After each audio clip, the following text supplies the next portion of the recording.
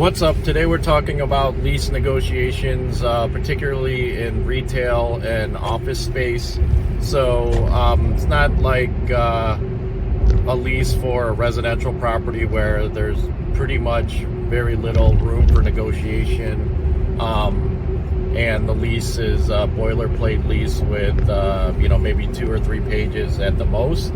But when we're talking about office space, for those of you looking to start businesses in a retail or office space, you really start off with negotiating the general terms first, like rent and some of the tenant improvement build outs that you would like for the space, and then negotiating how much the owner and landlord is going to pay for those repairs and how much those repairs you're going to pay for. That might be also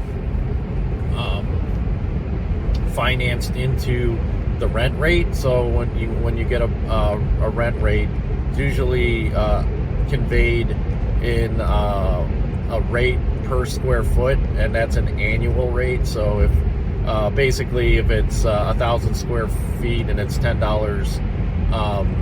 or $12 a square foot, it's about $1,000 a month. And then on top of that, there could be what we call common area maintenance charges that are calculated each year based on like snow plowing, landscaping, and those numbers could change because like in Cleveland this year we've seen more snow than we have in the last probably 4 years.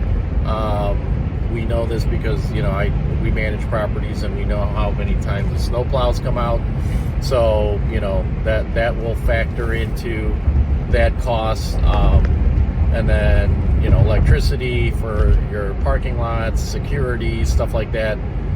Sometimes they provide janitorial services for your office and the other amenities. So getting back to the rate, you've got your base rent, then you got your common area maintenance charges, and then you negotiate the tenant improvement like we were talking about if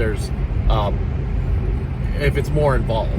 And then the terms of the lease as far as how many months.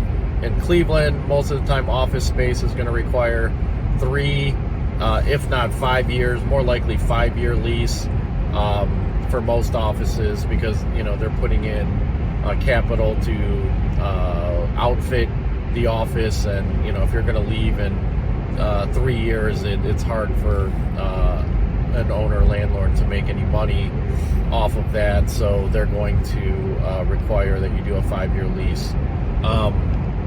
And then in businesses, you also have to keep in mind that you need to get licenses and permits from the state level, the county level, and the city level. And so, I always recommend my clients make the lease contingent upon, or the lease execution contingent upon getting those permits. Because if you sign a lease and then you can't get the permits to run your business, then you're stuck in a lease where you can't do your business in. So obviously, you have to. It's I don't think it's worth risking. Trying to get a space and then not have your permits approved. So always put that in there.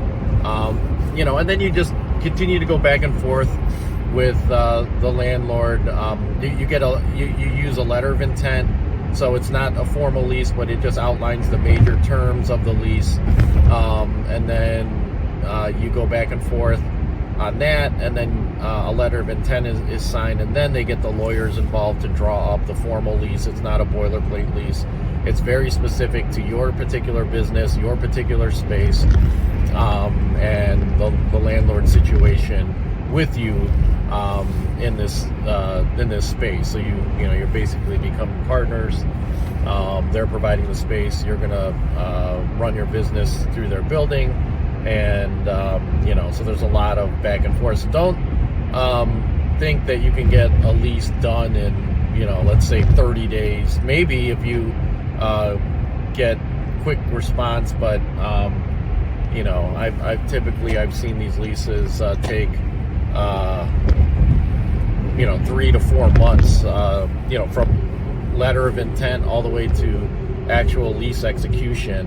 And then you have your contingencies that the lease doesn't get executed until those contingencies are met. Like I said, like getting your permits, or maybe approving the construction that's being done in your space, so on and so forth. So just a taste of office and retail leasing. If you have any questions, or definitely recommend you use a seasoned and experienced commercial agent that does this on a regular basis, so they can advise you on these things and take you through the process. You can call us, Fast Real Estate Services, Mike Mendoza, 440-941-3692.